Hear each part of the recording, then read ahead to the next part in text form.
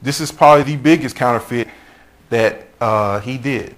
He wanted to destroy the fourth commandment and to set up his own because he knew the importance of this commandment. But first of all, God's law is perfect, and he says so in his whole Bible, and is eternal. It's not going to change.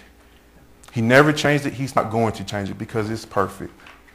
And the Lord put special significance upon this commandment. He says to remember the seventh day to keep it holy. He blessed it and he hallowed that day.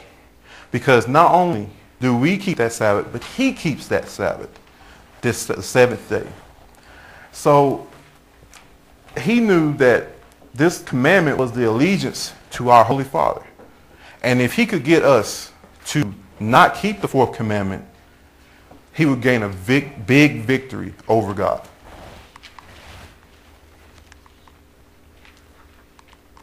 So let's go ahead and reread the fourth commandment. And I've highlighted some of the things. Remember the Sabbath day to keep it holy. 6 days shalt thou labor and do all thy work. But the seventh day is the Sabbath of the Lord thy God. In it thou shalt not do any work, thou, nor thy son, nor thy daughter, thy manservant, nor thy maidservant, nor thy cattle, nor thy stranger that is within thy gates. For in 6 days the Lord made heaven and earth, the sea, and all that is in them and rested the seventh day. Wherefore the Lord blessed the Sabbath day and hallowed it. So he changed the Sabbath day to the pagan day of the sun, which is the sun god. If you know Roman and Greek, history, yes. And the sun is they saw the sun as one of the supreme gods because it rose every day. It was life-sustaining. It kept them warm. This is how the seasons and the times that they went by. So the sun god was an important god to these people, to the pagan worshipers of these in Romans and the Greek history.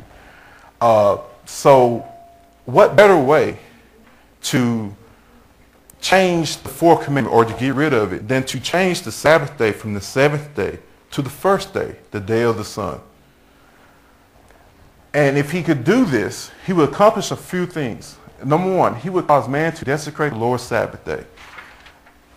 It's a holy day. If you do not observe the seventh day, then you're going to desecrate the seventh day because you're not going to keep it holy. Two, he would get man to worship him, even if man didn't even understand it or know that he was doing so. Because if you worship on the day of the sun god, you're worshiping a pagan god, which ultimately means you're worshiping Satan or Lucifer. Three, he would cause confusion and discord between the followers of Christ regarding the truth, hence called the Great Controversy. In our Christian world, one of the biggest dividing factors is which day is the Sabbath day. Even to the very end, this is going to be the very controversy that's going to decide who your allegiance is to. Amen. So this great controversy is very important. And if we have to do a better job of helping people to understand and using Bible verse to show that the seventh day is the holy day. Because I personally have talked to my friends about the seventh day, and this is the common answer I get. It doesn't matter what day you worship the Lord, as long as you worship the Lord. That's the answer I get, and that is not true. Because if you read his 10 commandments, he said the seventh day is the Sabbath day. So, as we go from the past to today, we have to start with Daniel and Revelations, John the Revelator, and the visions that he had and the vision that John had.